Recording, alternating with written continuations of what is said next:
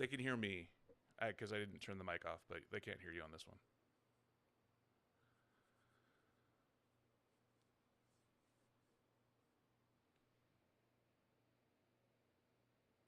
You know what? I'm going to speed it up. Sorry. 10 seconds.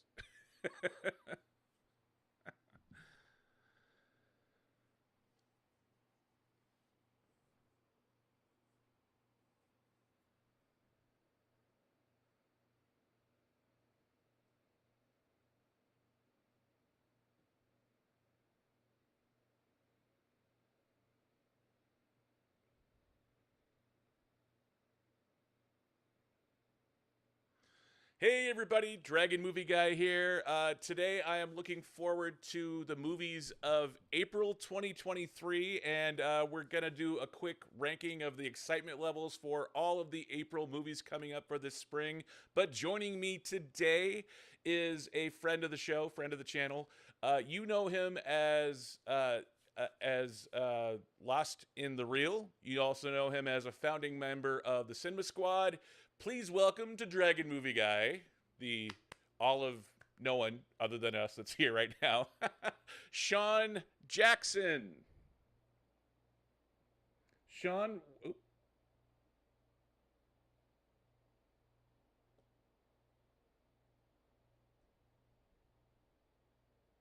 oh, bear with us, folks. Sorry, I lost you there for a second, Shawn. So I'm here. I don't, I don't know what that was. I heard the little beeping thing, and I was like, "Well, that's weird. He's already on." But thank you for Can you coming. see me? Are we good? I can see you. I can hear you. I can hear your audio. I can see it on the audio meter. So we are good. Shawn Good. Jackson, welcome to Dragon Movie Guy. I am so happy to be here. Thank you for having me, Brian. Thank you for coming on.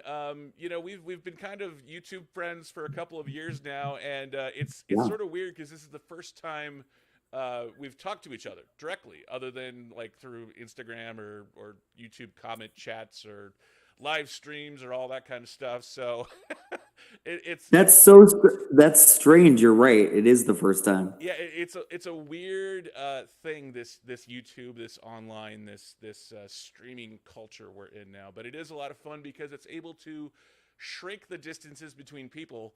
Because it used to be, Yeah. when we were all growing up, if you were a huge movie fan, there might be one or two others around you. There might be, but they probably all like different stuff. So in this era, we can go in a live stream and talk to people that are hundreds or even thousands of miles away about all the movies that we love and care about. So thank you for coming Yes. on.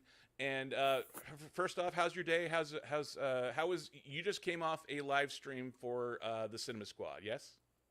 Yes. So we were just talking about Scream 6, all of the spoilers. So that was a lot of fun. And I am just really excited now to talk about the movies we're most excited for next Yes. month. And coming up in April, I looked at your list. Your list is better than my list. No, Reason, not even a little bit. I say that because I think you and I have similar tastes in a lot of ways, in that we both Mhm. love a lot of indie movies, and Yes. I think that I with my fandom, I'm a bigger fan than like 90% of people, but the final 10% are way better at being a fan. Like I'm a huge fan of Star Wars, but Mhm. like the top 10% of Star Wars fans are the ones that can quote every scene. I can't do Yeah, that. that's definitely not me. Yeah. So like when I look at your channel and you see all of the indie movies that you cover, and I'd be like, oh, I heard of that one. I'm like, God, I've never even seen that one before. So when you sent me your April list, I was like, okay, we've got some of the, and I'm like, there's like three of the movies on this list that I've never even heard of before, and I was looking up movies opening in April. So, Yes, so thank you for coming on. I think of I really love your course. list, and I love some of the choices you made. So the way I want to do this, or at least try it out today and just see how it works. In honor of the Oscars, which was last Sunday, I wanted to do the thing where they for at the Oscars they brought out a team to introduce two categories at once. So I figure if it's good enough for the Oscars and everyone seemed to like the Oscars this year, let's try it the same way on this on this live stream podcast. So the way I want to do it is I want to alternate between us, and I want to Hmm. start. I want to let you start first and do 11 and 10, and then I'll do my 11 and 10. Then you'll do your 9 and 8, my 9 and 8, and back and forth, and then that'll lead us to build up to our number one movies for the presentation. So does that sound all right? Yeah, no, that sounds amazing. Perfect. So let's start over here. And let's start with your number 10, 11 and your number 10. And I have a picture and a label for your 11 and 10. So, Perfect. what is your number 10 and why is it on the list? Well, let's start with number 11. Oh, yeah, sorry, 11. Um, Yes. Here, I don't even stick my own rules right after I say them. And I'm like, yeah, let's skip 11 and go straight to 10. What, yeah, what is, screw 11. yeah, what is your number 11? My number 11 most anticipated film for April 2023 is Chupa from Netflix. And this is a fun one, I think. So it's basically a twist on the Chupacabra story, but instead of it being like a scary Chupacabra, it's like this little cute Chupacabra that these kids find, and it's almost like an ET Spielbergian type movie on Netflix. So I'm a sucker for the coming of age Spielbergian type movie. Does it look a little cheesy? Yes. And Netflix is so hit or miss nowadays. But it looks like a lot of fun and maybe a good family film for the month of April. And when I watched the trailer for this, I was like, yeah, that does like the chupacabra looks like a cross between Lilo and Stitch and Pikachu, like from the Detective Pikachu. Like Yes. it kind of felt like that, but somehow it doesn't quite look photoreal, but it actually looks somewhere between cartoonish and photoreal. So it actually looks Yeah, like pretty. enough that you are gonna believe in this character. Yeah, and so where the actors in the film believe it, and like you're saying it looks like a fun coming of age story with a lot of action and a lot of chase sequences and stuff too. Yes. Hmm. Yes, absolutely. And there's a lot of discourse online because chupa in Spanish means to suck. So the internet is, of course, going insane saying this movie's going to suck and whatnot. So, it might suck, but it looks like a lot of fun for the kids, and I'm on board too. Yeah, I just hope the quality is good. Yes. Hope the film doesn't You suck. never know with Netflix. This is true. This is very true. Going from number 11 to number 10, what is your number 10 film? My number 10 film is Chevalier, which I feel like has been kind of pushed around on the release schedule for quite a while now. But it stars, why can't I think of his name right Kelvin now? Harrison Jr. Kelvin Harrison Jr., who I think is incredible. He was in Waves, and he's just one of those actors who has been around in the last couple of years, who's like slowly gaining steam, and I think he's just incredible. So excited to see him in this. I think it's based on a true story about this kind of illegitimate son of this slave and a plantation owner, and he kind of makes his own in high society way back in the day and becomes this incredible musician. So it looks like a really interesting true story that I'm excited to see. Yeah, I agree, and this is actually also on my list too. I I also saw it. There's so many movies the last 2 years that have moved around where like a trailer will come out and you go, oh that looks good, when you're watching something else, and then you forget about it, and then like Yeah. wasn't that movie gonna come out, and then it never does. And yeah, it's good that we're finally getting this movie because there's so many of those films that you see the trailer and you're like, oh, that looks great, and then 3 years later you're like, whatever happened to? Right. Yeah, It feels like that's happening to a lot of movies nowadays. yeah. Let's jump over to my list. My number 11 is Are You There, God? It's Me, Margaret, which I am 47 years old, so a girl's coming of age story is sort of a weird choice for me to put on a No. list. But there's something about coming of age stories that I love and find fascinating, and I never read the book, but it's a book that was around, and I knew the title. And everyone going through when I was growing up in the 80s and 90s, everyone knew about this book. A lot of people read it, and it was sort of in the zeitgeist. It was in the pop culture, and it was one that people would talk about. And I never paid that close attention to it. I was like, all right, yeah, it's Margaret, whatever.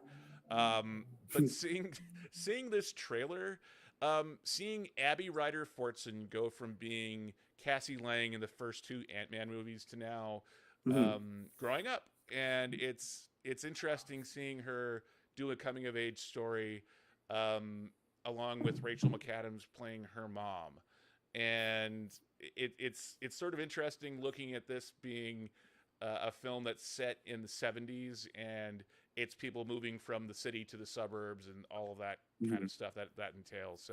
Um, it is. There's just something about a well done coming of age story that I like, and that's why I'm looking I forward to it. I am a sucker for coming of age films, and I am a sucker for Judy Blume. Like, even though Are You There, God? It's Me, Margaret was a little bit before my time. There was a lot of what was it, Judy Moody, or there was something one of the other Judy Blume books. So I grew up with that, even though I might not have been the prime person to be reading those novels or books or whatever. But no, I'm excited for this. And Rachel McAdams is a gem. So whenever she's in anything, I'm just excited to see her. And it's just weird to see Rachel McAdams as a mom now. Yeah, I, it, that's I, where we're at. I know time works that way, and I know like if you do the math, it doesn't not make sense. But it's still weird seeing Rachel McAdams as a mom of a teenage daughter. It just seems Yeah. seems off to me. Um, uh, Going to my number 10 is Somewhere in Queens with Ray Romano and Oh, the great. I'm blanking on her name. The Oscar-winning actress who was the little sister on Roseanne. Um, their husband and wife, and they have a teenage son who's a basketball star in Queens, and this is Ray Romano's directorial debut. I'm a moderate fan of Ray Romano. I love the idea of Everybody Loves Raymond. I didn't really love the execution of it, but I like Ray Romano. I like what he's done, and I liked Vinyl. He was great in. So it's fun to see actors get the chance to direct a film, and I love watching him with I'm blanking on her name is again. it Lori Metcalf? Laurie Metcalf. That's it. The mom of Sheldon. Sheldon's mom. Laurie Metcalf Yes. is right. Yes. Laurie Metcalf as his wife, as the mother of the basketball prodigy growing up in Queens, and just seeing the son, Ray Romano's son, playing for a basketball scholarship, getting a girlfriend, and his big Italian family doesn't quite like the girlfriend distracting him from getting a scholarship. So, Yeah. so that is my number 10. Did you see the trailers for this one? Or? I have, yeah. And I was gonna see it last year. It came out at South by Southwest, I think. Pretty sure it was South by Southwest. It might have been Tribeca. But I was excited for this one. And Ray Romano is I don't know how I feel about Everybody Loves Raymond, but he was in The Big Sick, and I love that film, and I thought he was great in it. So I like this whole resurgence of Ray Romano, and Laurie Metcalf to me is she is incredible. When she got her time in Lady Bird, I was so happy to see her, get that Oscar nomination, and So definitely excited to see this movie and to see those two together. I think they'll work really well off of each other. And you're right. Laurie Metcalf is just she's been around for forever, and Yes, and and not she's that she, hilarious. yeah, and she's always great in everything she does. She was great as Roseanne's sister, but she was good about not Yes. taking the attention away from Roseanne. She was great as Sheldon's mom. It's her real Hmm. life daughter that's in young Sheldon. Yeah. Yeah, Laurie Metcalf. I love Laurie Metcalf, so I'm Yes. excited for her in that film. Let's move on to your number 9 film, if I get this right. My number 9. So my number 9 is Ghosted. Now, I'm not 100% sure how excited I am for this movie. uh, so it stars Chris Evans and Anna de Armas. And, coming off of, they just got out of doing The Gray Man together, which was a Netflix movie that cost, $300 million or something crazy like that. I don't know if anyone remembers it. And this kind of looks like almost like The Gray Man, but with like a little bit of comedy mixed into it. I like the idea of this story of this normal guy. Chris Evans is playing a normal guy this time, and he is being ghosted by this girl. So it starts off as a romantic comedy, but then you find out she's like a CIA agent or whatever.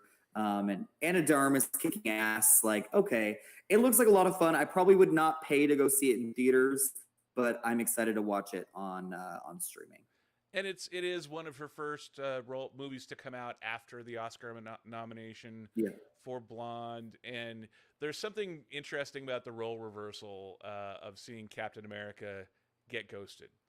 Here he is, the Yes. the He-Man alpha male, standard by which all men are judged, and he's getting ghosted, Yes. and goes all around. And we have Dexter Fletcher is directing it, and he did Rocket Man and Eddie the Eagle with Taron Egerton in both of those movies. And I feel like that's an interesting choice. I like both of those movies, and kind of excited to see him stretch to a more blockbuster type movie. I think it could be a lot of fun.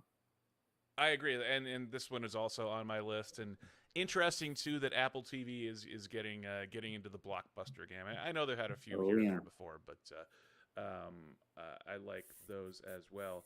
Your as I do this right, boom, oops.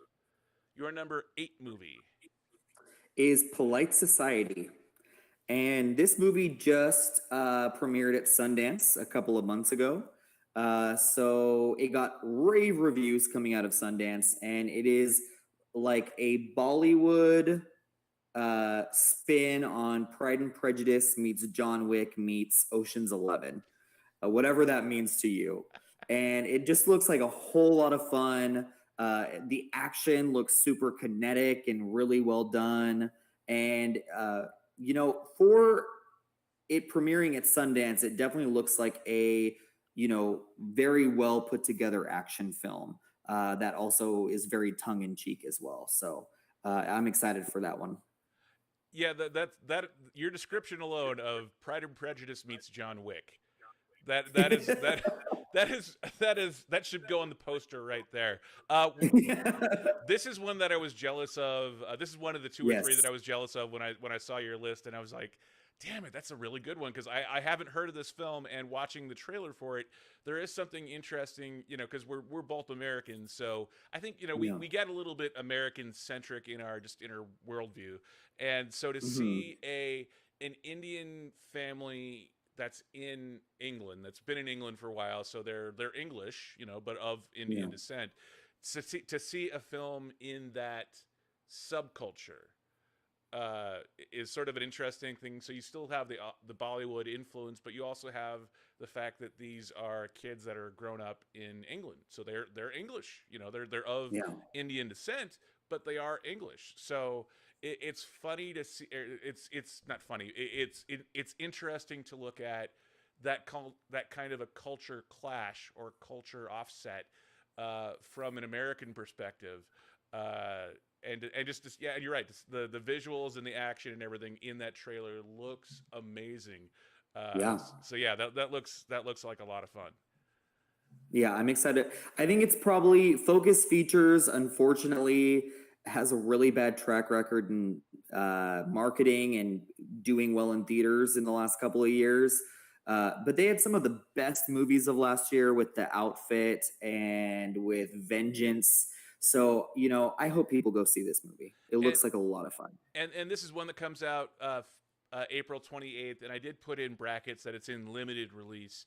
So Yeah, I would say wherever someone is, look for wherever the theater is that plays the indie movies, and there's a chance that it will be there. But there are a yeah, lot of movies coming out in April, so even the indie movie theaters may or may not have some of the indie movies on our list. sadly. Yes. Going back to my list, going down to number 9. My number 9 movie is One True Loves. This is a love triangle story with Philippa Sue and Simu Liu uh, No. from Shang-Chi. And basically the premise is that Philippa Sue's character falls in love with a guy and he goes off and is presumed dead. So she has to move on with her life, and she finds out that there's this guy, Simu Liu, who has been there all along, and wow, she actually has feelings for him. So, what happens when the guy she literally left for dead, or was left for dead when he went off and they thought he died? What happens with this love triangle when he comes back and he's like, "Hey guys, I'm here," and she's like, "Yeah, I met somebody." So it's kind of a little bit like the scenario oh god, the Tom Hanks movie. Brothers No, with Tobey Maguire and when Jake Gyllenhaal. yeah, a little bit, but I was thinking more when where Tom Hanks gets on the deserted island and comes back and Castaway. yeah, Castaway. It's sort of like Castaway where he's been stuck on the island and so he comes back. He's like, "Hey, Helen Hunt," and she's like, "Yeah, I'm remarried." Sorry about it. Yeah, sorry about that, but you have your life now. So there's a little bit of that going on in this trailer. It's kind of a low budget look to it, but there is Mhm. something about the love triangle. Philippa Sue's been in a couple of other things the last couple years, and her star's in the rise. She's likable. Yes. I can't name anything off the top of my head of what she's done, but she's likable, and it's also interesting seeing Simu Liu in as the middle school band teacher. As someone who was in band in junior high and high school myself, there is sort of a affinity that I have for that kind of a class. So all Mhm. of that together, it's why it is my number 9 movie on this list. Yeah, definitely. I'm just excited to see Simu Liu kind of just spread his. First of all, I'm excited to see him as Shang-Chi again because that was probably one of my more favorite films from that last phase of Marvel. But I'm excited to see him in other projects, and this looks like an interesting one. Definitely, it definitely looks a little low budget, like you had mentioned. So I'm not sure where it's gonna, end up on the 1 star to 4 star scale, but it looks interesting. And maybe that's one of those things where having a lower budget can work towards the creative and giving creative freedom. I hope.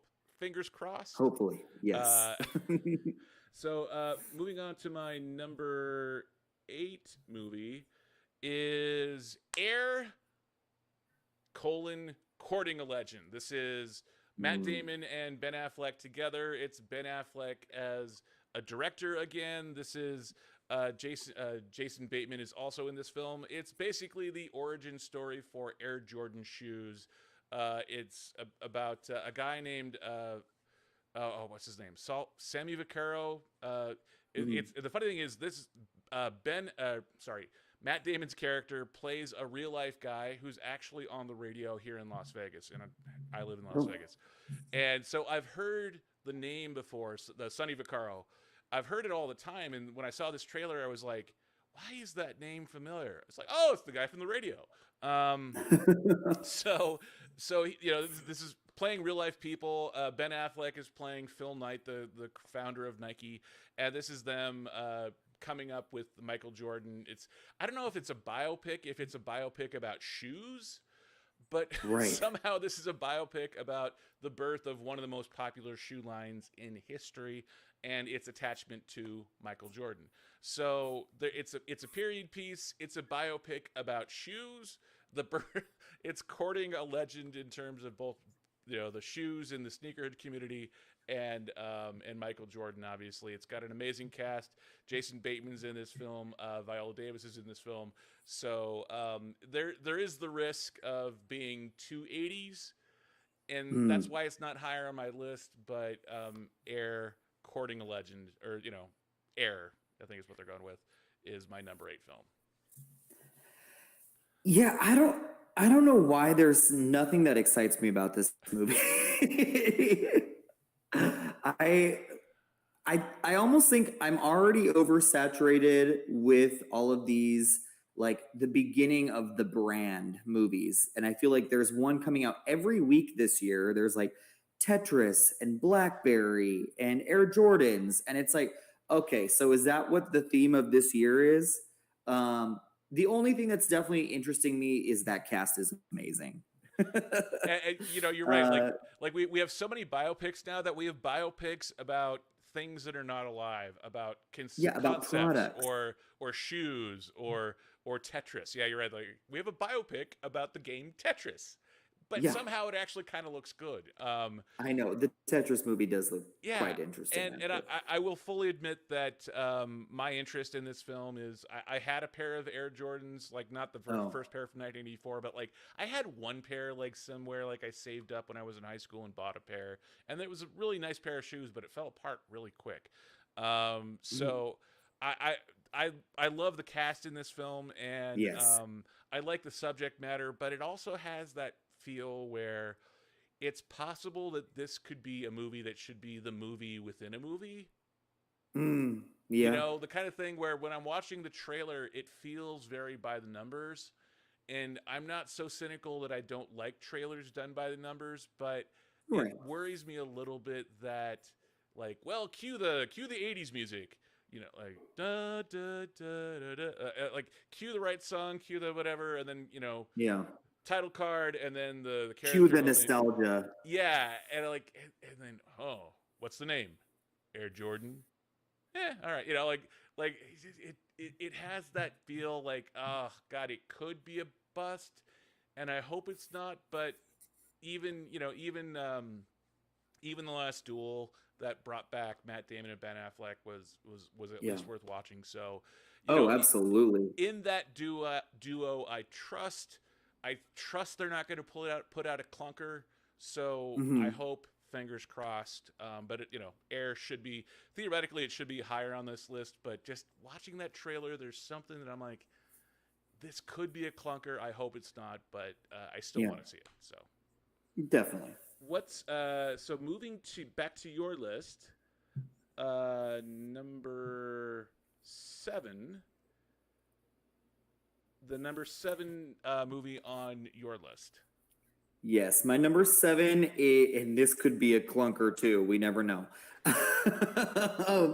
It's called To Catch a Killer, and it stars Shailene Woodley as kind of like a Clarice Starling type character who is hunting for a serial killer. It This movie was called Misanthrope, which I think is a way better name and way less generic than To Catch a Killer. But it also stars Ben Mendelsohn and Giovanna Depo, who was just in Babylon.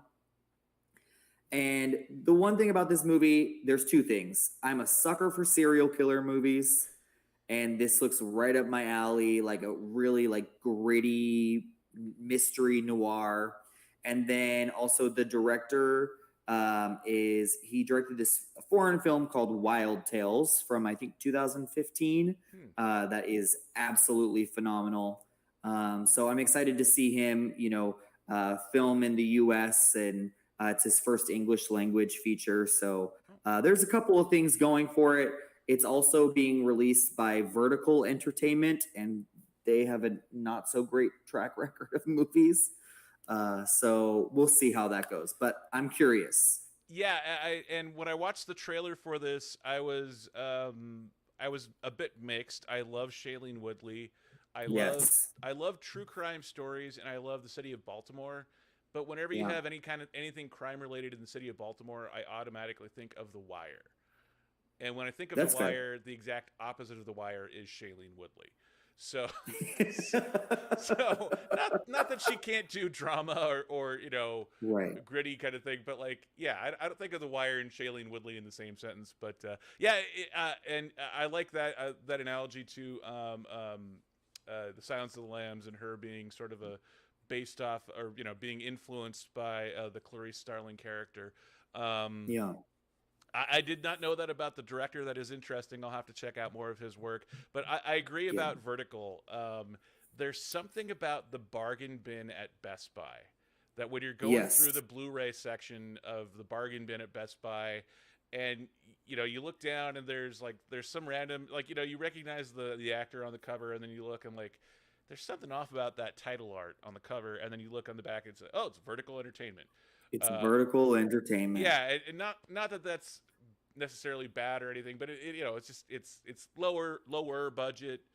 Um, And it's they usually have some like well-known stars who haven't done movies in a while. Or like they used to be A-list, now they're C-list stars. And they kind of have like a mid-tier budget, but none of them are all that good. But there are some, they do have some good films. They yeah, do. So I yeah. don't want to discredit the studio at all, but this could be that movie where they're like, hey, we got a good movie, we're going to release it. And you're right. There is something to that mid tier where we all, in general we all kind of like complain about, well, it's either blockbusters or nothing, and why don't we Mm-hmm. have any kind of mid level budget movies anymore? And this is that kind of film where you can root for a mid level budget film to get made Yes. and hope that it's good. And it's funny, you're thinking like stars of 20 years ago, like for some reason I was picturing Steve Guttenberg being in a long line of Vertical Entertainment films, straight to Yes. Blu-ray, straight to DVD, straight to streaming. Um, let's move on and the other that was the other thing I was thinking about. But To Catch a Killer, I was like, where's Chris Hansen? Like if there's a title for a movie that screams a Chris Hansen cameo, this is it. So I hope that Chris To Hansen Catch a can do it. Killer. Like, hello, I'm Chris Hansen. Like everyone's scrambled. Let's move on to your number 6 film. Yes, my number 6 film is Renfield. And I mean, I don't know how you could not put this on your list of most anticipated films for April, because It is. we got Nicolas Cage being Crazy Cage as Dracula, and also Nicholas Hoult is amazing, and I've loved him in everything he's done in the past couple of years. I think he's such a solid up and coming actor, and we just have a kind of twist on the Dracula story that looks like very fun, kind of violent, but also just very aware of itself. So this one just looks like a blast. Yeah, I admit this one was on my list as well, and the first half of the trailer was one that I was like, well, and then Nicolas Cage comes in like going full Nicolas Cage. I'm like, oh, okay, Yes. that's what this movie is. Like, it's not something Yes. else. Like, and I also the other thing I was noticing from the trailer is I can't remember the actor's name, but the guy that's on the series Ghosts that plays the I haven't seen Revolutionary Ghost. War. He plays a Revolutionary War guy who's like a rival of like George Washington and Andrew Jackson and all those kind of Revolutionary War kind of figures, and he does a great job on Ghosts. So to see him as the guy who's leading the therapy group session, I was like, oh, it's like, He got the most laughs out of me in that trailer for sure. yeah, and he Over is, Aquafina. yeah. Both of them great, but he in particular, I can't remember his name, but he's kind of an up and coming guy, and I've liked the last couple of things I've seen with him too. So that's the other thing that grabbed my Nice. attention from. I've heard Ghost is really good. It is really fun. It's based off a British show. It's on CBS, and it's a single camera comedy, and it's actually got a pretty decent sized cast, and it's clearly shot up in Canada. But it's got Utkarsh Ambergar. I'm butchering his Hmm. name, but the guy that was in Free Guy. Yeah, It's got him and Rose McIver, who was in that zombie show, iZombie, on CW for iZombie. years. Yeah, Um, so yeah, both of them. That's a good show too, worth checking out. definitely check it out. Moving back to my number seven. My number seven is Chevalier. Um, I was a little bit mixed when I first saw the trailers for this one. I love Kelvin Harrison Jr. Hmm. He was in the oh crap, the movie that came out last year. Oh damn, the He's one. been in so many movies. Yeah, he was in the one about the not Roxanne, the guy, the one with the big nose. Um, anyway, it was there's the guy who was on Elvis, no the guy from Serrano, Cyrano. Yeah, Cyrano. yeah, he was in Cyrano as the good-looking guy who Cyrano is like, oh, she can't be with me. Look at him, he's so handsome. He was the handsome guy Yeah. in Cyrano. Did a great job in that film, still being likable, but also being the more obvious choice as the romantic interest for Roxanne. So seeing him in this trailer, I wasn't quite sure at first. Like, it kind of has all the period piece stuff, and there's the French Revolution is kind of a cool setting, but that makes me think of Les Mis, and this doesn't look Fair. like a musical. And there's No. also the whole thing of like that period of also of where it's a musician. Well, it's like, well, is this just another like a Salieri versus Mozart thing? And Mm. but then as the trailer goes along and you see a little bit more of the character elements to it, the outsiderness of it, that's universal. I think everyone can relate to an outsider story and Yes. a well told story as a whole. And yes, some of the set extensions, the CGI set extensions, look a little cheesy. It's probably Hopefully designed. they'll update those before it comes out. Yeah, yeah, hopefully. But Kelvin Harrison Jr. is he's not Amazing. overacting. He's I think he fits well into this role, at least what we see in the trailers so far. And he's a likable actor that I'm rooting for to do well in this film. So it is number seven on my list. It could have been higher if not for the CGI matte paintings, but it is still on my list, and it's on your list as well. Yes.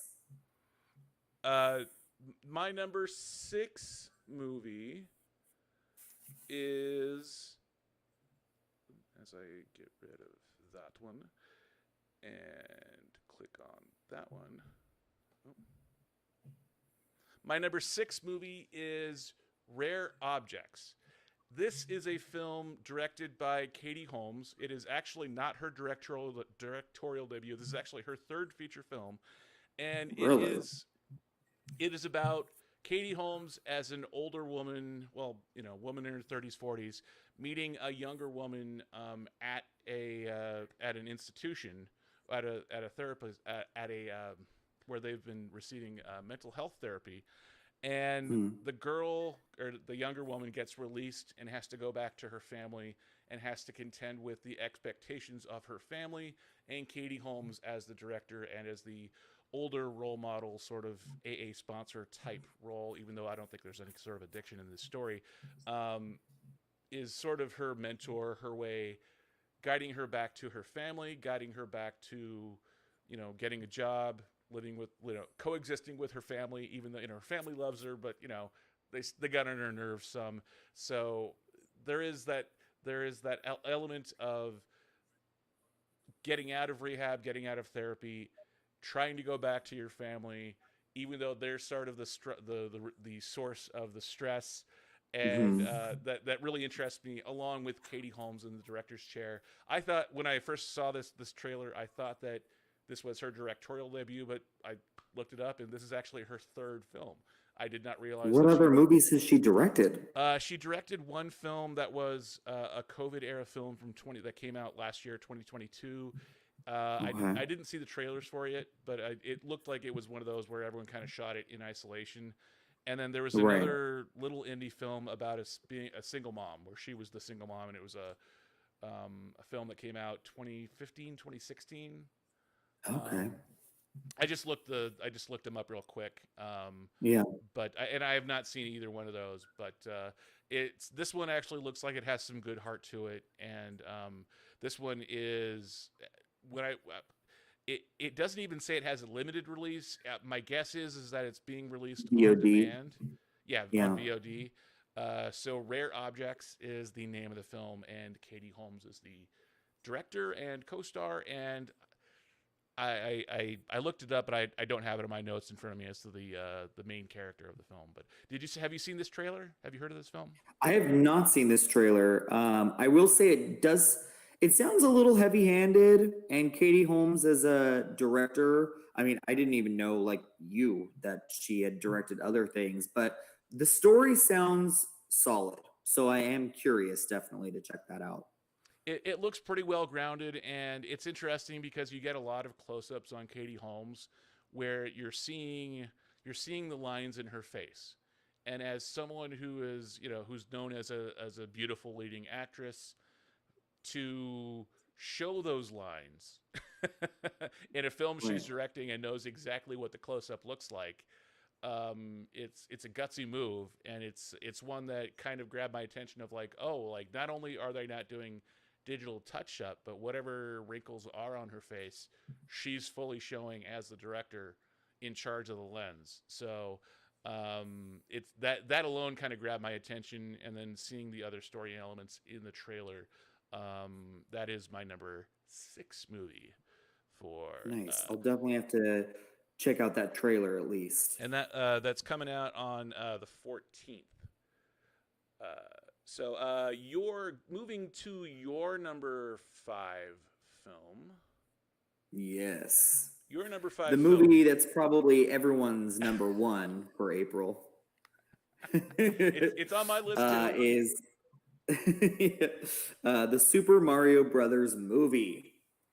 I mean, how we've been waiting for this movie to come out forever. Like, obviously, it's been expected. Like they're gonna do a Super Mario Brothers movie. They already did one. That was Right. awful. Well, the less said about that, the better. Yeah.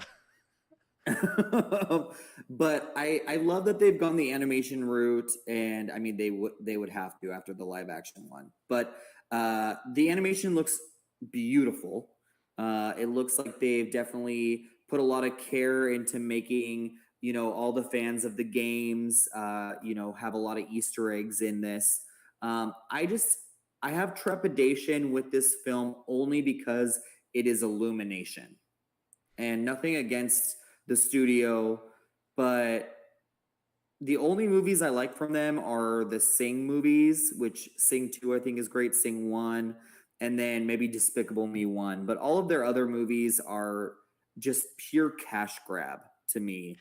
And I'm worried that this might be, another just cash grab. Like it's a lot of like in your face, here's the Easter eggs, here you go, fans of the games, and not have like an actual interesting story or, something that you can connect to on a human or emotional level. So I'm going in not expecting a lot, but hoping that it's entertaining. Yeah, this one is also on my list. It is a little bit higher, but I agree with everything you said. Yeah, you're right. And the fact that this is Illumination, I have mixed feelings on Illumination, Mhm. but I keep telling me, I try and couch my expectations because we all think that everything should be the same quality as Pixar. And if you It think can about the be. fact that Pixar comes out of Lucasfilm from the 80s, and Toy Story came out in like 95. Yeah. So Pixar as a studio has a decade and a half more experience making films than Illumination does.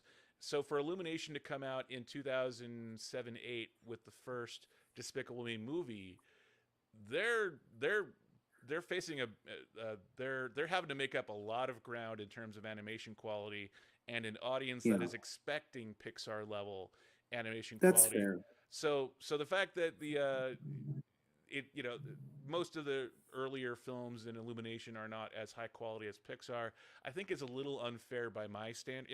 When I really think about it, and if you look at the highlight points of the Illumination films, so many great characters and good moments that when I see Yeah, the trailer for Super Mario Brothers movie and the animation looks at least a level or two higher, it it I looks incredible. yeah, and I didn't I had to start looking up the film to realize, oh, this is Illumination. This does not look like a quote unquote Illumination style film. So Yeah. the fact that they're kind of stepping it up a little bit um, is what I My, was sort of finding interesting.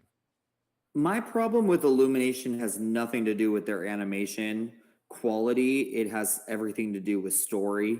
I think, and I personally feel like Illumination, their best film is the first Despicable Me, which was their first feature film. I think that movie is phenomenal, and I still to this day am obsessed with that movie. It's where I feel like they almost got so caught up in like the minions are making money, so let's make movies about minions, and dogs are fun. People love dogs. Let's make a shitty movie about dogs. Like I feel like they got so caught up in that they lost their like originality and their creativity along the way. That's kind of where I am with them. Yeah, and I have not seen the Pets movie. I've seen the trailers for it, but that's another one where I saw the trailers and I was like, eh, Yeah. I'm not going to see that one. But this one, yeah, it is definitely also on my list. Going to your number 4 film. Yes, this one I'm really excited about. It is being released by Neon, who they're kind of like A24 and IFC Midnight for me. Like if they're releasing a film, I'm gonna pay attention because the people working at those studios, they know what they're doing. So very excited that it's a Neon release, and they only have a couple a year.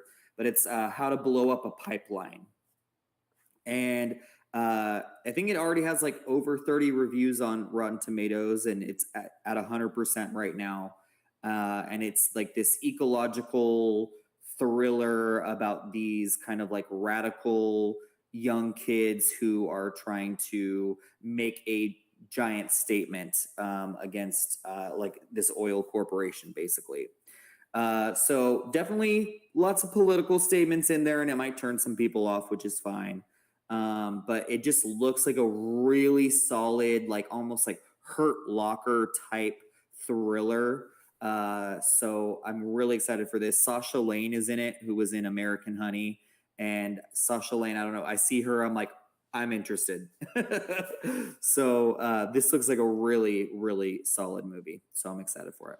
Yeah, when you put it on the list, I looked up the trailer and American Honey. That is one that I haven't seen, but it's on my list of movies to watch. So good. I you know I like the Hurt Locker analogy that you bring up because that now that you say that it does evoke some memories as to, yeah, I could see how that would be a similar style film.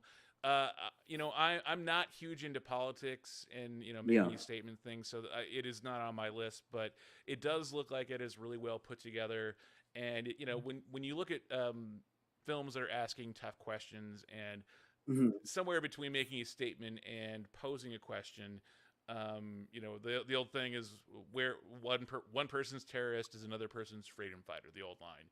Yeah. So one person's environmental activist is another person's eco terrorist. That is an interesting question to pose, and it looks like it's really well put together in this film. So that yeah, I could totally see how it'll be an interesting watch because the filmmaking in the trailer looks really well done. And I'm not familiar with any of the Yes. other actors, but yeah, I echo a lot of what you said there too. In that this yeah As this long as they're not beating us over the head with the messaging, that's what I hate. As long as they're not doing that and they're like actually posing those questions like you brought up, Ryan, then I'm gonna be on board. yeah and maybe it's just I'm hypersensitive to anything that's preachy, and Hmm. it's not just anything preachy. The stuff that I agree with that's preachy is even worse. Yeah. Like if it's something that I can kind of like I disagree with, I can just throw it out of my brain. But if it's something that I agree with, like if I were to do a preachy film about drinking more beer and watching football, I would hate that film. Like if it was preachy. So Yeah. that's just me. I am hypersensitive to anything political, like or preach, especially preachy. Um, so that's why it's not on my list. But I agree with It's you fair. that I will say I don't want to discredit the movie though, because from what I've seen and what I've heard so far, it doesn't look like it's going to be preachy, but it could reach that level. We haven't seen it yet. and maybe that's just me being hypersensitive, and my eyes are constantly rolling at anything that's preachy and trying to send a message. So so that's why it's not on my list. But I agree 100% with you that it looks really well done, and Neon Studios does have a really good reputation. And I love A24. I love IFC and Mhm. IFC Midnight, two Yeah. different branches of the same corporate arm. So I love both of those studios. So if you're comparing the two, then I trust in your judgment, your taste in film. So Thank you, my friend. yes. So moving on to my number 5 and 4 is oops. My number 5, if I can get them both up here. My number 5 is Renfield. As you had already Nice. mentioned, this is Nicholas Hoult. This is Nicolas Cage. Um, the first time I saw the trailer for this, yeah, okay, we could do the support group thing. That's a pretty that it's getting to the point where that's an overused trope, but it can still be funny. And then Nicolas Mhm. Cage popping in full Nicolas Cage. The only thing that would be better is if we had Andy Samberg popping in as Nicolas Cage, playing Nicolas Cage. Like this is the type of film that when the Nicolas Cage movie came out last year, where it was Nicolas Cage playing Nicolas Cage, I wanted a movie within a movie um, that was something like this, where you would Mhm. see Nicolas Cage going full Nicolas Cage in the movie about Nicolas Cage playing Nicolas Cage. So this is the type of movie that I would have expected for that film. But in this film, I love Nicholas Hoult. I sometimes forget that he's a British actor because he Yeah. does so well playing Beast. He does so well playing Americans that you forget that, like, oh yeah, he probably has an ascot somewhere. Like he he actually has that British cultural acting tradition. So to see him playing Renfield with using a British accent, I'm like, that's Beast. He doesn't have. Oh well, he actually is British, so I He's think being himself. yeah. So seeing him, seeing the two of them together, I had heard the name Renfield before somewhere, but it's been so long, and there's been so many Dracula movies that when you see Mhm. Bram Stoker's Dracula, you see all these different Dracula movies. The Renfield character is there, but it never gets much focus. So the fact Yeah. that the supporting character in a Dracula story is getting a story in and of himself, almost like an interview with a vampire kind of thing. Obviously, different style of films completely, Oh yeah. but having that different perspective, that different take on a well-known character, putting that well-known character in the background, letting Nicolas Cage go insane, and putting Nicholas Hoult in the foreground, going, "Can you believe this guy?" Uh, sort of like a comedy duo sort of thing. That it's such a fascinating, interesting idea, and yeah, and then the actor from Ghost popping up in the trailer too. Also kind of grabs my interest. So Renfield is my number 4 film, or sorry, my number 5 film for April. I want to mention too. I think it's funny because I think of Renfield, and I think it's a movie that's very self aware, and it knows exactly what it is, and it's targeting a certain audience. And it's Universal, and Universal just came out with Cocaine Bear, which I feel like is very much so the same. It knows what it is, very self aware. So I think Universal Pictures are kind of etching out this kind of like niche of mid-budget films, but with such a unique twist or premise to what we're used to, that it's like making people excited to go see movies again, and spend money on a movie that might not be a blockbuster. So I'm excited at what Universal Pictures is doing. I forgot that Cocaine Bear was a Universal Pictures movie. The cynicist in me would say that all they're doing is trying to come up with a Cocaine Bear ride for Universal Studios, which would be an amazing attraction. And I'm sure kids under 21 would not be allowed, but they would probably still sneak in and do it. Now coming, Cocaine Bear ride at Universal Studios.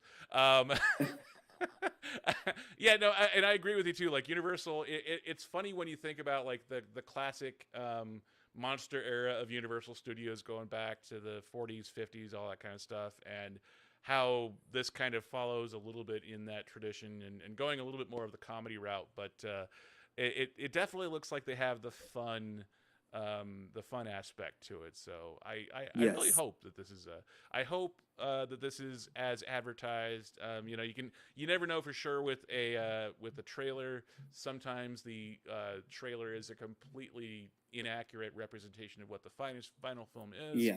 Most of the time that's not the case, but hopefully, fingers crossed, this is actually a comedy. So um, my number four movie My number four movie, I think you had it at number five, Super Mario Brothers. Yep. It is my number four movie. It's funny because I was 8, 9, 10 years old, something like that, when Super Mario Brothers, the video game, came out on Nintendo.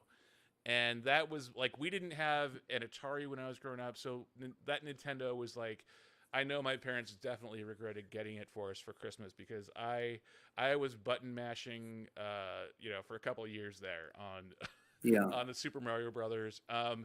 Then by the time Super Mario Bros. The live action film came out in '93, I was in high school by then. So, that kind of era had moved past me, and I was like, really, a Super Mario Brothers movie? Like, ugh. And sure enough, that film was awful. So when I saw that this trailer is coming out, and thinking, like Sonic was better than it should have been. It's not a great film, but Yes. it is entertaining, and they did Yep. spend all that time to rework the character after everyone kind of thumbed their nose at the first trailers and the first design for Sonic. And looking at the character designs, there's just something really right about the Hmm. character designs, the animation style, um, that Illumination got right, and Yeah. it looks like they've so stepped up their game in terms of animation quality and colors and textures, and they've always had the character elements there in their films, but Hmm. this looks like they're just stepping up to a whole nother level. And maybe this is because Super Mario Brothers and Nintendo is such a valuable IP that this is them trying to impress Nintendo for the rights to other films. I hope, because that's it's a good positive motivation to have all that cash money motivation. Um, but when you watch the trailers and they have just the overload on the cute character moments, the Chris Pratt being the voice of Mario, um, I love the combination of bright colors, shiny objects, and these characters that we all know all too well. Uh, and then the inclusion of Donkey Kong not being the Yes. centerpiece, but still there, and probably will go to his own spin-off very shortly. Yeah, Super Mario Brothers. I don't, and you're right. Everyone else probably has it at number one. I'm a little bit more cautious, so it's number four on my list. But I am really looking forward to Super Mario Brothers, the movie.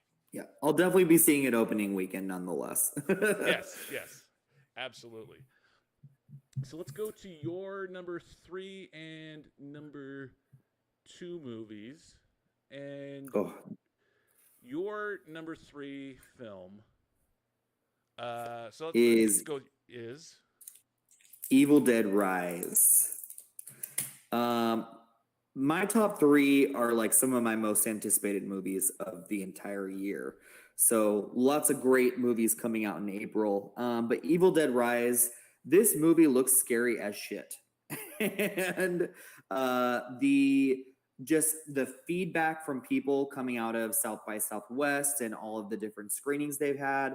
Sometimes I'm a little cautious about like people overhyping the movie after they see it because they just want to get their name posted on articles or whatnot that they're praising the movie, so I'm always very trepidatious with that. But this definitely looks like people are loving it for all the right reasons. It looks like a great mix between that the Evil Dead remake that came out about 10 years ago, and then the Bruce Campbell movies, Sam Raimi movies. So there's a little bit more camp involved, but also it looks bloody and gory and twisted as well. So it just looks like a really nice, happy medium of those two. And this just looks fantastic. Yeah, when I watched the trailer for it, there is something exceedingly creepy about this film, Mm-hmm. and I am not a particular horror fan. Like if a horror film is done really well, then then I'll pay attention. Like the Black Phone last year was really well done. I Um, agree. but I just as a genre, I'm not huge into westerns or into horror films in general. But there's always exceptions, like Scream. But this film, it looks really well done, and the whole thing too of a mother and her kids, and that bond, that sacred bond between a mother and their kid. The way that they play with that bond in the trailer for this film is so wrong and so Yeah. creepy, and yet It's somehow it kind effective. of works. Like this Yeah. isn't on my list, but it's so creepy and so well done in the trailer that you're like, oh man, what are they doing? What are they doing to these poor kids and their mom? Like, what are they doing? The other thing that and it was just I noticed it when I was taking the screen grab from the trailer to set up this podcast. Um, it's interesting because I don't know if they're connected or not, but the smile on the evil character in the trailer or on the poster for Evil Dead Rise is using the smile from Smile, and Yeah, it I don't definitely looks very familiar. yeah, and I don't know if that's on purpose. I don't know if that's what the character is going to look like in the final film because, there's mostly the trailer had a lot of shadows and stuff. So I don't know if this is part of the same cinematic universe of horror films. But I definitely would doubt that. I just think people smiling or being happy is just creepy to people nowadays. yeah, it kind of goes back to A Million Ways to Die in the West. Like smiling in pictures can be creepy. But yeah, that was kind of my two thoughts on the Evil Dead Rise.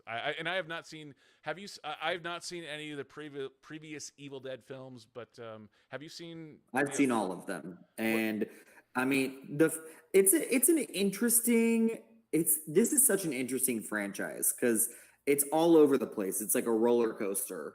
Like one is super low budget and like so campy, and the second one it's like on the same level, but it had a bigger budget. The third is like an adventure, medieval, fantasy type movie, and then the fourth one is like this like almost Saw hostile levels of intense violence and gore, and then this one is just like it looks like kind of a mix of all of them together. So it's definitely an interesting franchise. So is this the sixth film in the Evil Dead The franchise? fifth one. Fifth film. Yeah. So this hasn't quite hit the reboot stage that a lot of the horror films had in the 2010s. Then it sounds like. Well, I would say that the last one that came out, which was a decade ago, that one was the reboot. Ah, And that's when they kind of were like, we're going to take the campiness of the original and make a really serious, demented, twisted version of it. is this the series that had Bruce Campbell? Yes. Okay, so this is why Bruce Campbell shows up in all of the Spider-Man movies. Then this franchise is why we Yes. see Him and Bruce Sam Campbell. Raimi. Yeah. Yeah.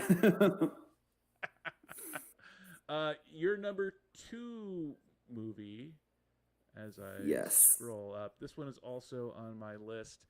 Tell us about number two.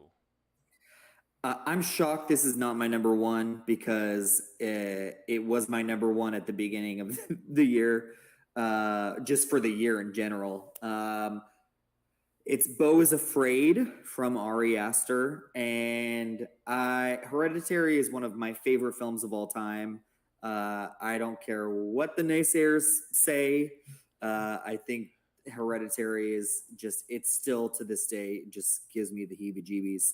And I think it's so well done. Midsummer, or Midsummer, however you want to say it, I'm a little bit less keen on. I think it's a well done movie, but it's too long for me. Hmm. Um, I'm just not as big on it. But I see his vision, and I see that he's someone that's doing things that are completely different in Hollywood. And I just think he has a really effed up mind. And this Beau is Afraid looks no different. And you got Joaquin Phoenix in the lead role playing like different ages and whatnot. And it looks kind of surrealist, but also horrorish. And I don't know what to think of it, but I'm excited. I this is also on my list. It's also not number one, but it is very close. It, you know, I echo everything you just said. It is very surreal looking. It looks like one that has the potential to be films that people will reference 10 years from now when you're talking about your favorite Yeah. indie movies from the 2020s. Um, I love Joaquin Phoenix. I'm trying to think of things that I don't like that he's done, and it's a very short list of things I don't like of Joaquin Phoenix. So I love Joaquin Phoenix. There is something too about this film that it you're right. It triggers something, and I don't know what that something is. I don't know quite what I feel, but I feel when I watch this trailer. It's very disconcerting. Um, when you think about like anxiety and people that are um, that have anxiety as such a huge thing in their lives, uh, you don't really ever see it as violently portrayed as it is in this trailer. But I could Mm-hmm. see how someone who's going through a strong bout with anxiety might see this film and go, "Oh, yeah, that's how I see things." Like maybe Yeah. not in a perceiving reality differently, but just like how you see things. Yeah, like it's all over the place. Like where other people are just walking down the street, the path from your front door of your apartment to the front door of the building can be beset by all kinds of potential threats and dangers in Yeah. someone's mind's eye. So the visuals are really striking. I have not seen Hereditary. I did see Midsummer. I echo what you say about how the fact that it is a little bit too long. Yeah. I do like that film, and it brought us Florence Pugh. So I love Florence Oh yeah. Pugh.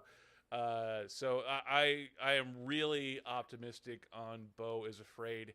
I don't like the title, and Neither do I. the And it poster. had a different title. It was The Disappointments Boulevard before, Huh. and I almost like that better than Beau is Afraid. Yeah, you know what this reminds me of? It reminds me of like if you've ever watched the special features on 40-Year-Old Virgin when they're doing the chest waxing scene, I and haven't, no. if you watch the special features, Judd Apatow had like this big Manila uh, uh, uh, uh, a sandwich board of like just like 30 or 40 handwritten jokes for Steve Carell to yell as they're pulling off the Beau is Afraid and the title you mentioned. They sound like alternate titles that someone came up with that like they all like bought a 6 pack of beer and like we just went through one by one trying to find a Beau is title that Afraid. yeah, like Beau is Afraid. And like and by the time they were done they had like no hair on their chest anymore. The 6 pack of Bud Light is now gone, and they still haven't come up with a good title for the film. That's that's what I picture when, when with this title. Beau is Afraid. Like yeah, the title doesn't do anything for me. Um, but that trailer kind of is haunting in some ways. So yeah, Mhm. it is high on my list as well. And yeah, like Avi Aster, is that the name? Ari Aster. Ari Aster. Yeah, he Yeah. super talented guy, and that this is also on my list. Actually, also I think number two. So we go to my number three and two. My number three is Ghosted, and Ghosted was Nice. on your list as well. I have it higher just because I am high on Ana de Armas. I like Hmm. so much of what she has done.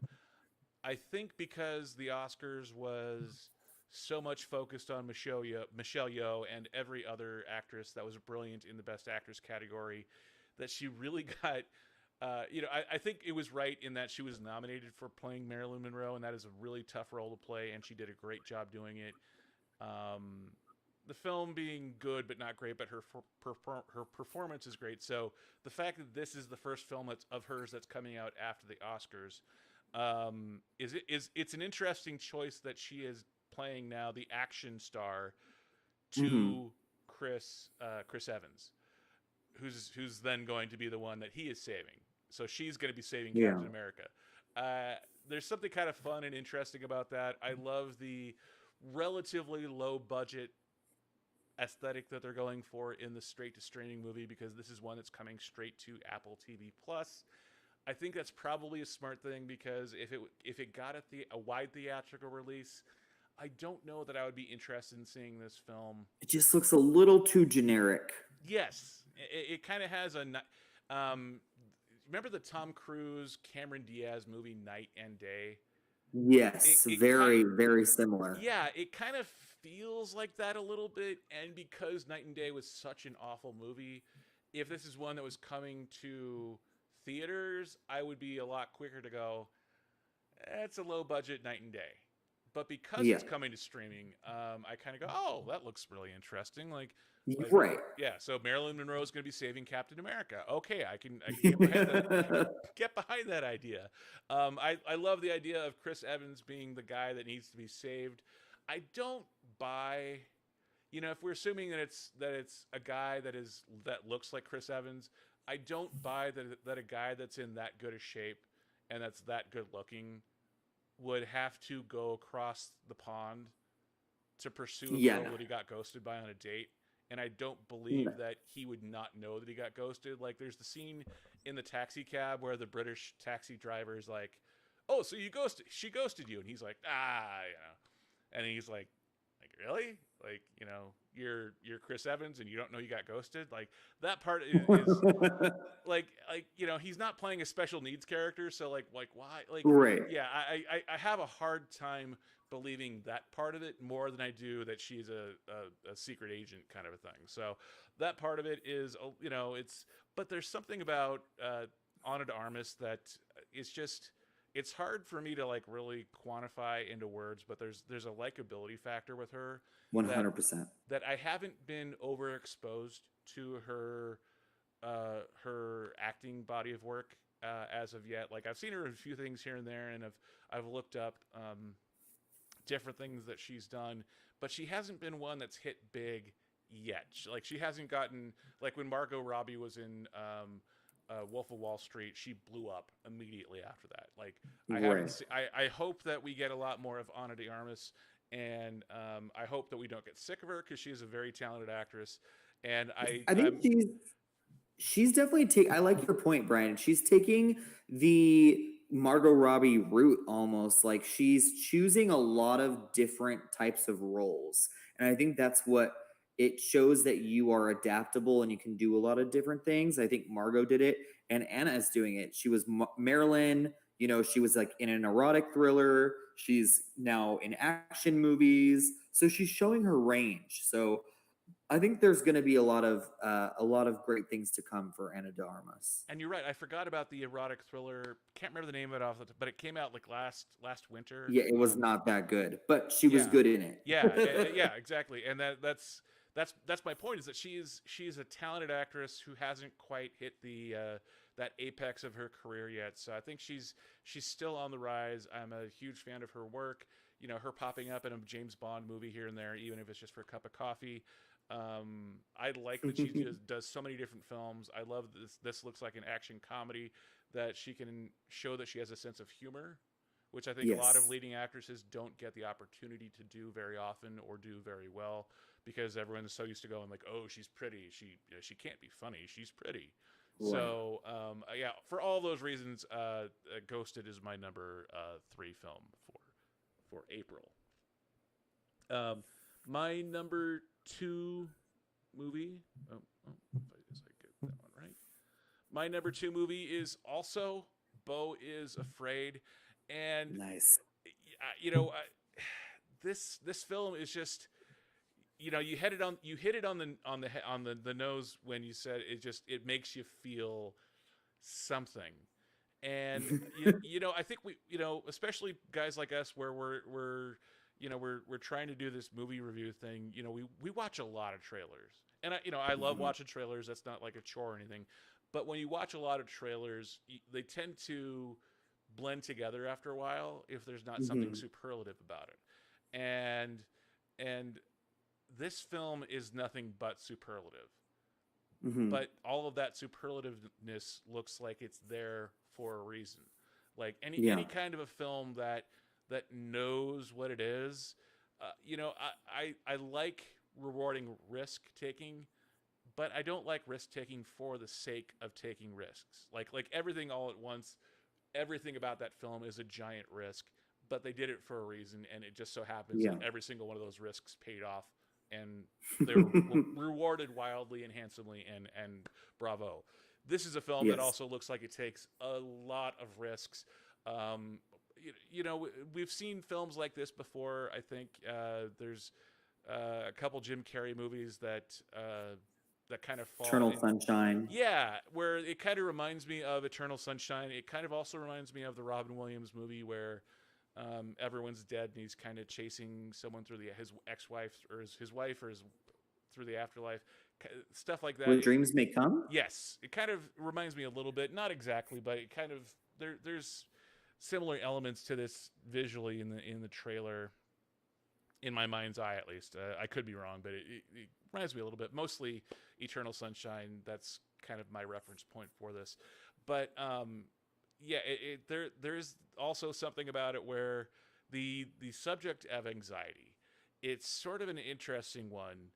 Um, people going through anxiety, and I've had my bouts with anxiety too, and it's a relatively recent thing for me. So Mm. it's an interesting thing seeing a film about anxiety Yeah. that was very foreign to me for a very long time. And then when you get anxiety, you're like, oh, this is anxiety. This is Okay, what that is. yeah. So maybe that's part of what is grabbing my attention for this film. But just based off the trailer alone and the fact that it's Joaquin Phoenix, you know that it's going to be weird. Mhm. And there's just something about that trailer. We don't know quite what it is yet, but it's a whole lot of something. Yep. And I'm ready for it. Yeah, bring it on, and it's coming out April 7th. So Soon. yeah, very soon. And I looked. There's a lot coming out the first weekend in April and the second weekend in April. I couldn't get a bead on whether it's getting a wide release or not, or whether it's a limited release. Is it A24? A24 released his last two films, so I would assume it's A24. I believe it is. Yeah. So if that's the case, they seem to definitely be doing like for all of their films slow rollout. So it'll be like LA and New York on April 7th and then slowly build up. So I mean, you might get it in Vegas a little bit sooner than I will. But I'll probably expect it at the end of April. Yeah, and there is a certain smartness to that kind of a slow Oh, for rollout sure. where when it's a quirky film like this where you send it out to the limited release artsy fartsy film theaters, and if it gets word of mouth and it can get a little bit of a critical role, a little bit of a critical mass, and kind of snowball. That which I think is exactly what happened with Everything Everywhere All at Once. Like that film 100%.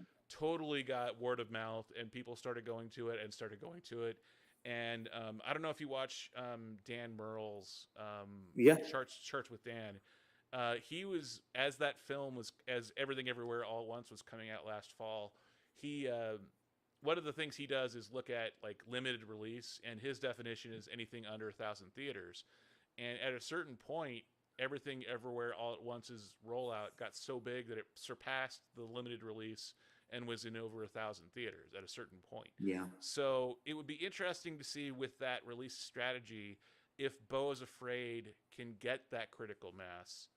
That Right. it comes out April 7th, but most people probably aren't going to see it in their local multiplex until and if it is successful enough to where it comes out, gets a wider release in early May, maybe even late May, depending on how long it takes to percolate, to just sit there kind of percolating in that 200, 300, 500 screens.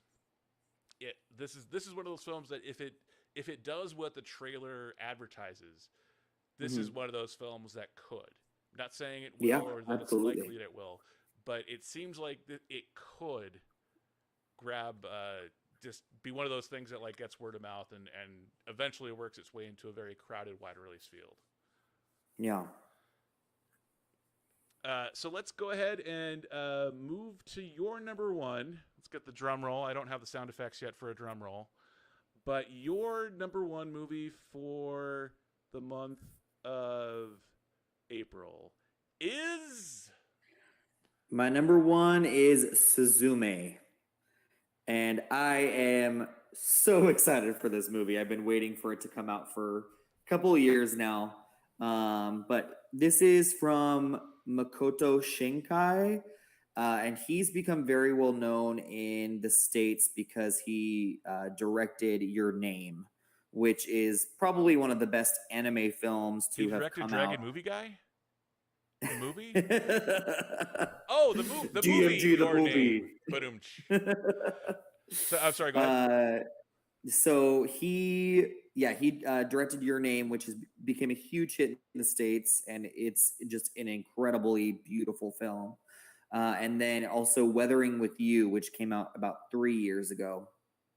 So this is a director, like watching every single frame in his films, it's beautiful. And even if the story with Weathering with You wasn't as strong as Your Name, but it still packed such an emotional wallop, and he's really able to create these very grounded stories, but that are also filled with fantasy. And I'm just so excited to see what he does next. Were his other films anime style animation as well? Yes. So all I'm familiar with is Your Name, and I know he's been around for a while, but Your Name was like his big break. He also, The Place Promised in Our Early Days as well, which is great. And then The Garden of Words. So what is the I watched when you put Suzumi on your list. I didn't. So I looked it up and I watched the trailer and I had to watch it a couple times. What would you describe the story as being? Because it looks like a whole lot of different stuff. I mean, I don't know quite what I saw. I know the animation looks really good, but what would you say the story looks like it's about? So I felt the same way about his last film, Weathering with You. It was like, what is this about? All I know, it's about water and the weather. Like that's literally. So what it says is it's a modern action adventure road story where a 17-year-old girl named Suzume helps a mysterious young man close doors from the other side that are releasing disasters all over in Japan. And so Weathering with You definitely had to do with like weather storms and like natural disasters and stuff, but playing around with weather and rain and storms. So this kind of looks on the same level. But like I said, his movies are very character driven, very grounded, but like fantasy. So you have to like let go of what your expectations are of, like, I don't know how to explain it, but just open your mind up to like a fantasy world where there are no rules, kind of. And I am not a anime super fan. I've watched a few ones here and there. I saw Akira for years ago, and I've Yeah, watched a few here and there. It was interesting watching this trailer because it kind of looked like it jumped between that Akira like really edgy like kind of thing. It looked like it jumped between that more adult kind of thing and the Nickelodeon style anime. Like it looks like it jumps interesting. like in between shots. Even is what it kind of sort of looked like. I could be completely wrong. It's just my interpretation of watching the trailer. It looked like it was Sure. jumping between those two things, and it's interesting when you talk about the doors too. Like it kind of that reminds me of like the Adjustment Bureau a little bit, not in Fair. style, but just like in terms of like plot device and like, and Yeah. yeah, this trailer looks so bizarre. I don't. That's why I was asking you like, what do you, what does this story even look like it's about? Because like Right. it looks visually stunning, um, and the animation quality looks so well done. But Yeah. it's just hard for me to like wrap my head around like, okay, what is this? What is the story here? Yeah. But From the director, from just Makoto Shinkai, knowing him, it's going to be just absolutely beautiful. There's going to be some incredible action sequences and set pieces, and it's also going to have a whole lot of heart. hmm, So all of his films are very emotional, and I mean, every single one of his films that I've seen have made me cry. So I don't know. I'm ready for an experience, and that's what he gives. nice, and that's why it's number one on your list because I have Yeah. not heard of him as a director before, and I've not heard of his movies before. So that is part of that is one of the things why I love having you on because I have not heard of him or his movies before. So the fact that this is showing up at number one on your list of anticipated movies, that's part of the discussion. That is why Yeah. I love talking about movies. So Suzumi is the name of the lead female character in this film. Then, so interesting. Yes. My number one is as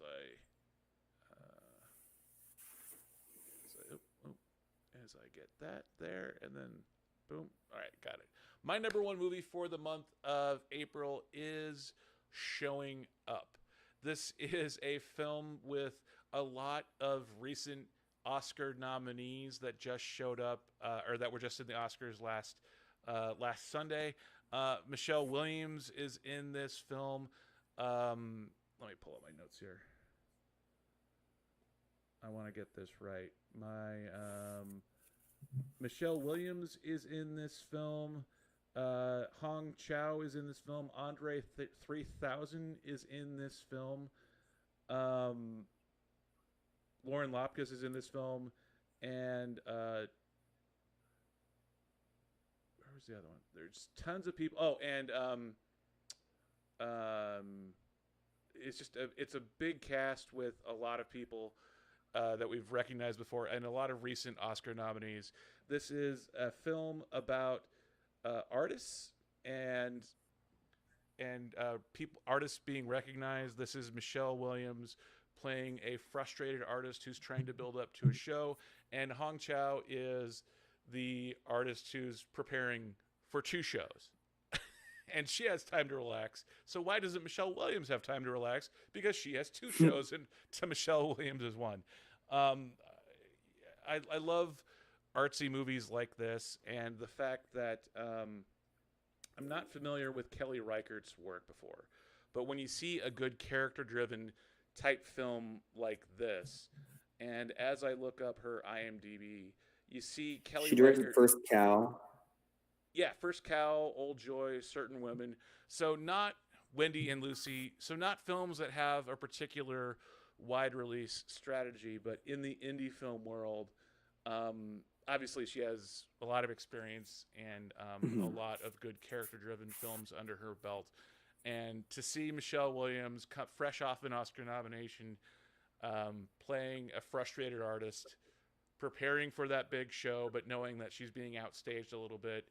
She, the what it was, and this is the second time I'm referencing it, but it sort of looks like Michelle Williams is playing Salieri to Hong Chow's Mozart.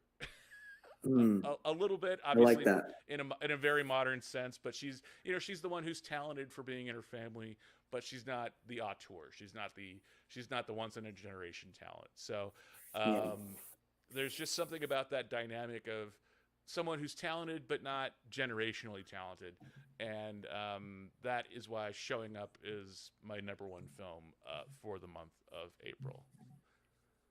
Nice. Yeah. Kelly Reichert, I saw First Cow.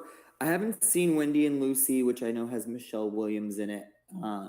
But her movies are very, from what I've heard and what I got from First Cow, very understated, very low key movies that kind of just really take their time to build up. So definitely not for everybody, but with Michelle Williams and Hong Chow, I definitely want to see that.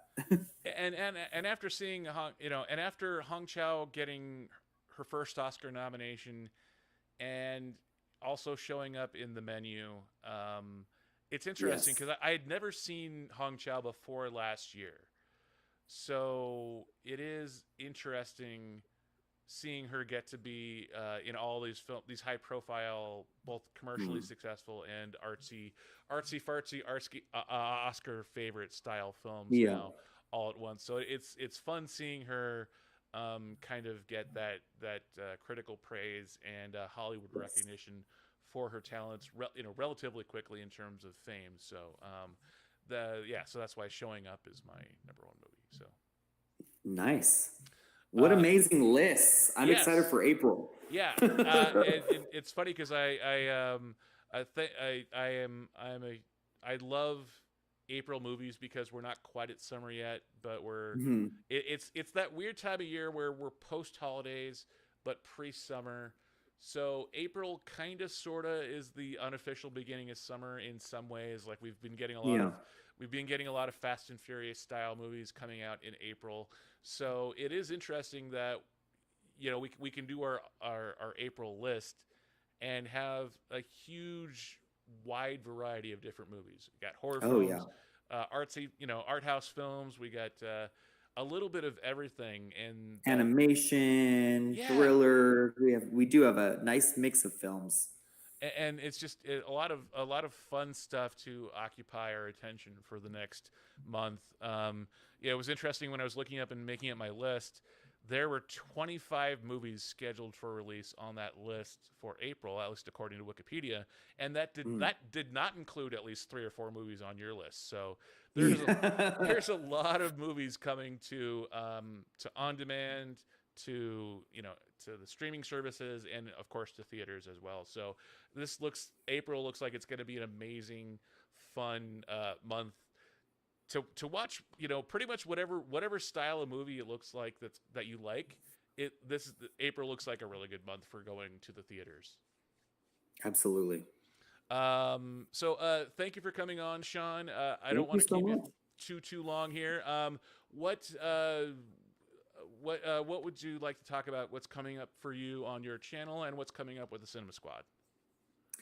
So on my channel, I'm just gonna be doing a lot of reviews of a lot of the films that I've talked about today on my list. I'm gonna try to every month try to tackle at least all the films that my most anticipated films of that month. So I'll be concentrating on that and a couple of TV shows as well. And for the Cinema Squad, unfortunately, Off to the Races is over, but we're gonna be more concentrating on doing like spoiler reviews like we just did with Scream. The boys are going to be talking about The Mandalorian season 3. And yeah, so we're going to keep that up as well. So definitely check out both of those channels, Lost in the Reel and the Cinema Squad.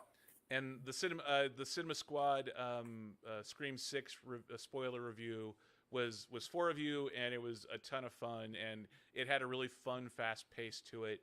Yeah, it was just on right before we started, so I can Yeah. vouch for the fact that the Cinema Squad is a great channel, really entertaining, fast paced, and keeps up the energy. And one of the things I love about your individual reviews on Lost in the Reel is you have a great energy for the reviews that you're doing, but also you do a lot of indie films that are Mhm. not, like you cover all the big releases, but you do a lot of the indie films that usually don't get a good movie review. Like, you'll see every once in a while you'll see someone coming out of a film at at Sundance or whatever, and you'll get a 30-second Yeah. YouTube short or something.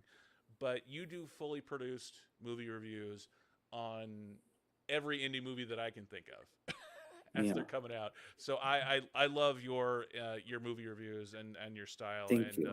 and especially the fact that you're covering a lot of films that don't get a proper movie review. I think you do a really good job of shining that light on those films that don't get our space is oversaturated in a lot of different ways, but a lot of the films that you cover don't get a lot of really good quality movie reviews done. So that is one thing that I really love about Last in the Reel as a channel. So Thank you, Brian. That means a lot. And that's definitely what I'm going for. So I'm happy that it's working.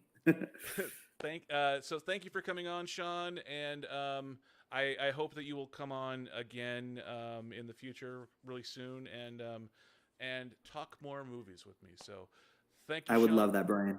And thank you, everybody, for watching, and I will see you next time.